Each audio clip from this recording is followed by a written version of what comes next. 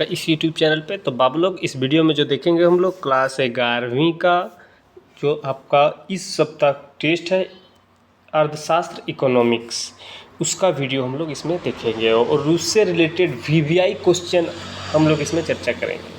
तो वीडियो को आप लास्ट तक देखिएगा। चैनल के ऊपर आप नए हैं तो चैनल को सब्सक्राइब कीजिए, वीडियो को लाइक कीजिए और दोस्तों के पास ज़्यादा से ज़्यादा शेयर कीजिए। सबसे पहले वीडियो को लाइक कीजिए। जी हाँ, आप लोग फटाफट वाले वीडियो को लाइक कीजिए और दोस्तों के पास शेयर कीजिए। चलिए हम लोग देखते हैं फर्स्ट क्वेश्चन जैसे कि आप देख पा रहे होंगे दिया हुआ है।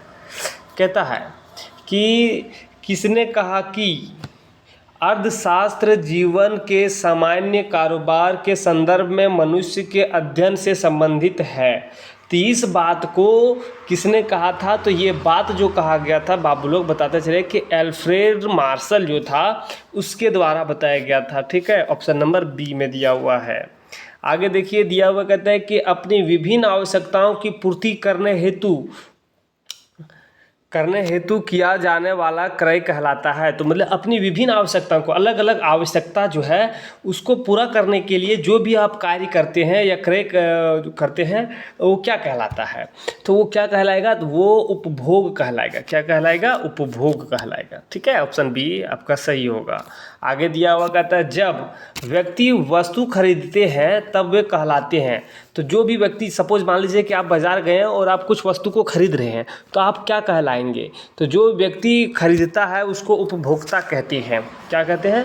उपभोक्ता कहते हैं। क्रेता कहते हैं या उपभोक्ता कहते हैं। ठीक है, चलिए नेक्स्ट क्वेश्चन है कि दिया हुआ कहता है कि विभिन्न प्रकार की आर्थिक क्रियाकलापों में संलग्न मनुष्य का अध्ययन है। तो यहाँ पे बताते चले कि अर्थशास्त्र के रूप में वो अध्ययन किया जाता है, उनका अर्थशास्त्र के रूप में इकोनॉमिक्स के अंडर में आते हैं। आर्थिक क्रियाकलापों के मुख्य भाग है। तो आर्थिक क्रियाकलापों के मुख्य भाग जो है यहाँ पे देखिए ऑप्शन दिया हुआ उत्पादक, उपभोग, वितरण। तो ये आर्थिक क्रियाकलाप के ये भी है, उपभोग भी है और वितरण भी है। तो इनमें से सभी होगा, युक्त सभी। ठीक है, चलिए आगे देखिए। आगे दिया हुआ है कहता है कि गणनाकार द्वारा प्रत्यक्ष रूप से एकत्रित आंकड़ों को क्या कहा जाता है? तो जो गणने वाले लोग होते हैं, काउंटिंग करने वाले लोग होते हैं, उनके द्वारा प्रत्यक्ष रूप से एकत्रित जो आंकड़ा को स्टोर किया जाता है उसको क्या कहा जाता है? तो उसको कहा जाता है प्राथमिक आंकड़े। क्या? प्राथमिक आंकड़े, जो ऑप्शन नंबर ये में दिया हुआ है। प्राथमिक आंकड़े होते हैं। तो प्राथमिक आंकड़े जो होता है वो गणनाकार द्वारा एकत्रित किया जाता है। तभी आपको बताया कि प्राथमिक आंकड़े किसको कहते हैं। ठीक है, जो काउंटिंग करता है उसको यहाँ पे गणनाकार द्वारा एकत्रित आंकड़े को प्राथमिक आंकड़े कहते हैं, जो ऑप्शन नंबर सी में दिया हुआ है।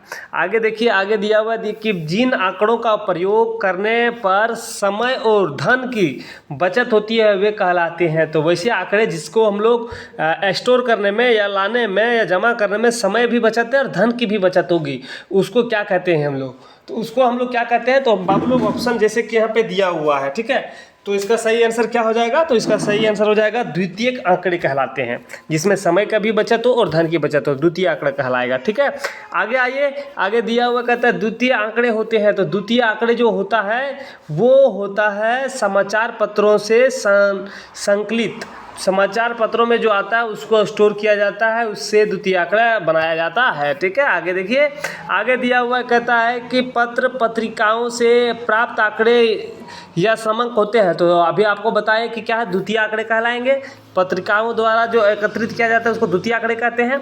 आगे देखिए, आगे दिया हुआ कहता है कि वर्ग 20 से 30 और 40 से 50 में निम्न वर्ग सीमा कौन सी है? तो 20 से 30 और 40 से 50 में से निम्न वर्ग सीमा जो है वो देखिए, इसमें निम्न वर्ग मतलब कि सबसे पीछे कौन है? तो ये 20 है, इसमें 40 है। तो 20 और 40 जहाँ पे लिखा हुआ मिलेगा वो निम्न वर्ग सीमा हो जाएगा। तो देखिए यहाँ पे 20 से 40 इसमें दिया, ऑप्शन नंबर डी में दिया हुआ था। आपका सही ऑप्शन नंबर डी होगा। ठीक है, आगे देखिए। आगे दिया हुआ है, तो आगे आप देख पा रहे हैं, देखिए यहाँ पे ध्यान से दिया हुआ है कि उच्च वर्ग सीमा तथा निम्न वर्ग सीमा के बीच का अंतर कहलाता है। तो जैसे कि अभी आप यहाँ पे देखिए, ये प्रश्न क्या कहता है उच्च वर्ग सीमा, जैसे कि इसका देखिए ये और निम्न वर्ग सीमा, ये दोनों देख लीजिए, ये हाई निम्न वर्ग सीमा और ये उच्च वर्ग सीमा है, ठीक है। तो ये दोनों के बीच में जो होता है, इसके बीच के अंतर को हम लोग क्या कहते हैं? तो इसके बीच के अंतर को हम लोग वर्ग अंतराल कहते हैं। क्या कहते हैं? वर्ग अंतराल, जो ऑप्शन नंबर सी में दिया हुआ है, ठीक है।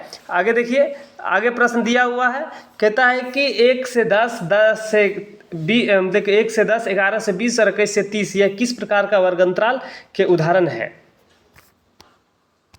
तो देखिए इसका क्या होगा, तो इसमें आप देखिएगा कि 1 से इस प्रकार के वर्ग अंतराल को हम लोग क्या कहते हैं? तो इस प्रकार के वर्ग अंतराल को हम लोग कहते हैं समावेशी वर्ग अंतराल, समावेशी वर्ग अंतराल, ठीक है, जो ऑप्शन नंबर डी में दिया हुआ है। आगे देखिए, आगे प्रश्न दिया हुआ है, वर्ग 10 से 20 तथा 30 से 40 में उच्च वर्ग सीमा। तो उच्च वर्ग सीमा क्या है? तो देखिए इसमें 40 है और इसमें 20 है, तो जहाँ पे 20-40 होगा वही सही आंसर, जो ऑप्शन नंबर डी में दिया हुआ है, ठीक है। चलिए आगे देखिए, प्रश्न दिया हुआ, आगे दिया हुआ कि किसी बारंबारता वितरण का आलेखीय प्रस्तुतिकरण कहलाता है। तो किसी बारंबारता वितरण का आलेखीय प्रस्तुतिकरण कहलाता है, क्या कहलाएगा? तो इसका सही आंसर क्या होगा? बारंबारता वक्र, जो ऑप्शन नंबर बी में दिया हुआ है, ठीक है।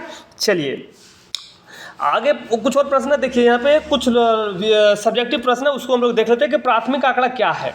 तो प्राथमिक आंकड़ा आपको शुरू से बता दिया कि वह आंकड़ा जो अनुसंधान की प्रक्रिया में शुरू से अंत तक नए सिरे से एकत्रित किए जाते हैं, प्राथमिक आंकड़ा या प्राथमिक समंक कहलाता है, ठीक है। ये प्राथमिक आंकड़ा है, मतलब कि टोटल आपको ज़मीनी स्तर से स्टार्ट करना पड़ेगा, और जब तक उस आंकड़े को एकत्रित ना करें तब तक आप इस प्रक्रिया में लगे रहेंगे, उसी को प्राथमिक आंकड़ा हम लोग कहेंगे, ठीक है।